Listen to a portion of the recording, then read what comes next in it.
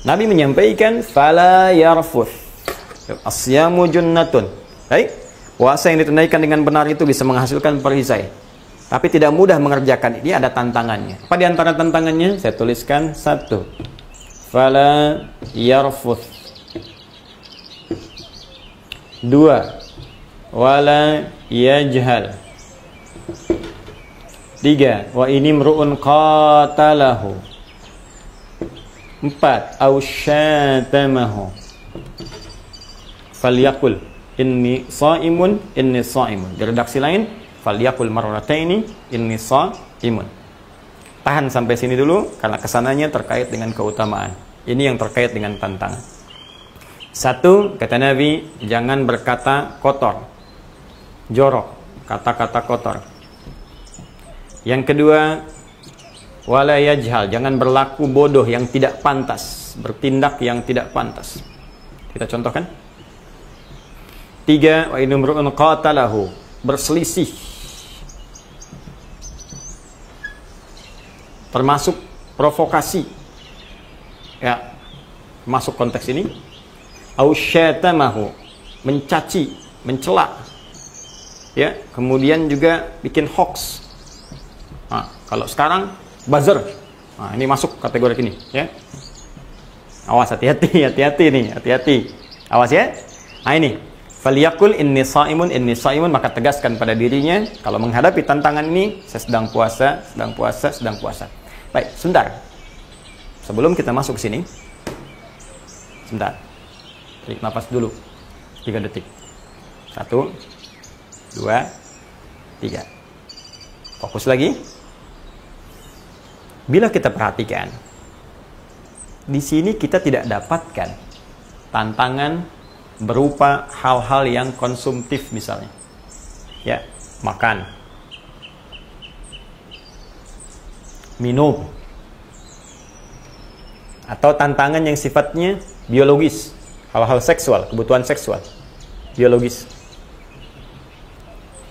Padahal ini sama-sama tantangan juga, ya kan? Betapa banyak orang waktu sedang berpuasa lihat makanan, tiba-tiba sudah pengen buka, ya kan? Jalan, olahraga pagi-pagi habis subuh, gitu kan? Tercium bau makanan dari satu restoran, Masya Allah, udah lihat jam, berapa menit lagi maghrib ya? Padahal baru subuh.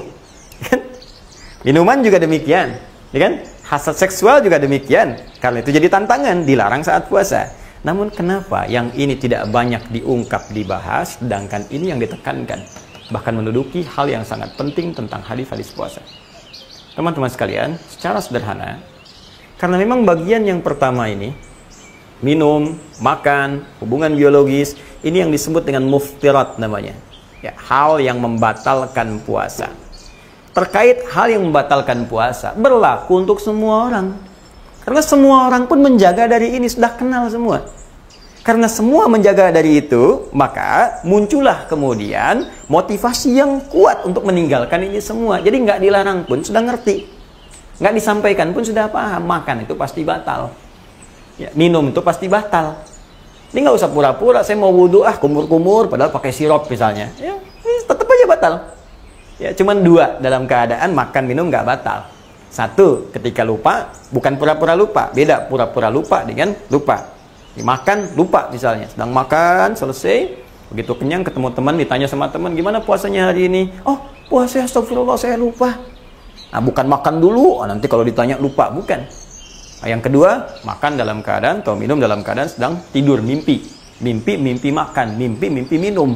Ya, ajaibnya begitu bangun, kenyang misalnya. Nah, itu tidak membatalkan kalau memang tidak diniatkan untuk itu. Nah, ini yang membatalkan. Kenapa tidak banyak dibahas? Karena sudah banyak dipahami. Semua orang yang puasa menjaga ini. Tapi yang ini namanya mufsidat, perusak puasa. Ya, perusak. Perusak itu kan nggak semuanya mengalami ini secara keseluruhan. Kalau ini dihadapi oleh keseluruhan, karena setiap hari itu yang dijaga. Ketahuan hadir nggak hadir langsung tahu. Tapi ini bisa datang tiba-tiba. Ya, bisa nggak disadari teman-teman sekalian. Dan nggak banyak orang tahu bahwa ini merusak. Apa bedanya membatalkan dengan merusak? Kalau membatalkan muftirat, ini seketika puasanya selesai, habis. batal, gugur. Mesti diganti di hari lain. Kalau sengaja, tambah kafarat, hukuman tambahan. Ya, puasa 2 bulan berturut-turut, bisa memberi makan 60 orang miskin, paling sedikit, atau membebaskan seorang budak. Dalam konteks sekarang sudah tidak ada bagian ketiga tadi.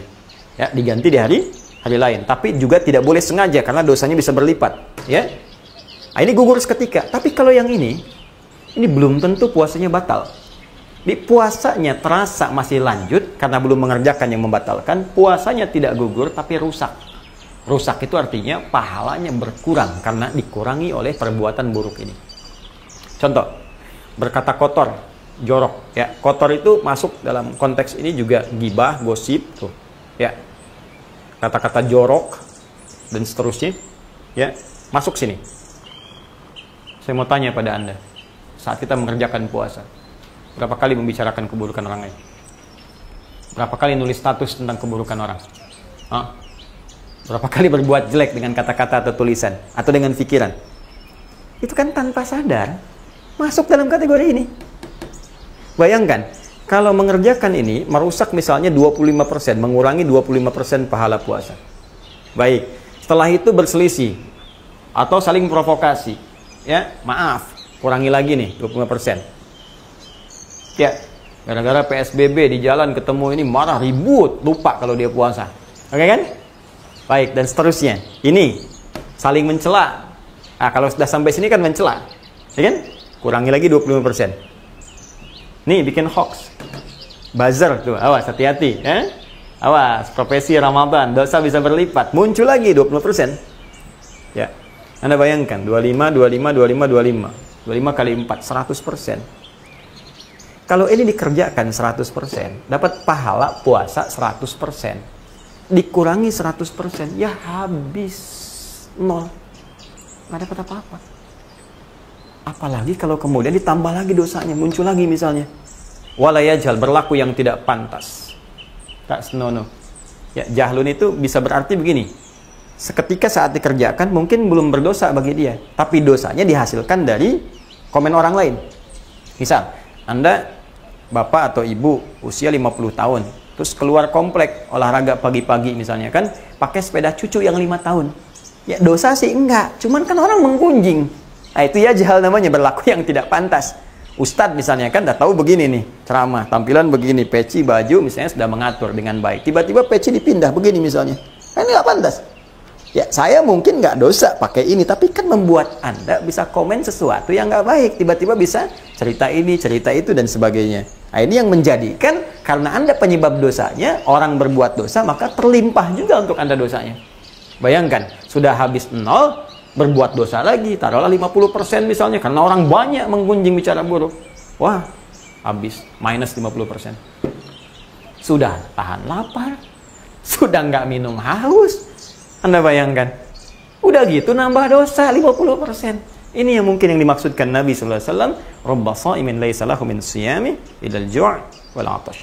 Tidak sedikit nanti orang puasa, karena nggak bisa menghadapi tantangannya dengan baik, dia nggak mendapatkan apapun dari puasanya kecuali lapar dan haus saja. Ini yang paling bahaya. Nah, rumus cepatnya untuk menghadapi ini semua, Nabi cuma memberikan satu kalimat saja. Kalau perlu tergaskan pada jiwa kita. Ya, apa kalimatnya? Kata Nabi, kalau Anda dihadapkan pada yang seperti ini, sedang duduk tiba-tiba diajak ngomongin orang, ya, melihat layar kaca, bahkan lihat kultum ini pun ribut juga. Siapa sih yang dislike, siapa? Biarin aja, mungkin itu, ya itu pekerjaannya. Ya mungkin itu yang diinginkan, nggak apa-apa, kenapa harus diributkan? Ya kan nggak ada masalah gitu, kan tidak harus semua bisa menyenangkan orang lain. Semua orang bisa punya pendapat masing-masing.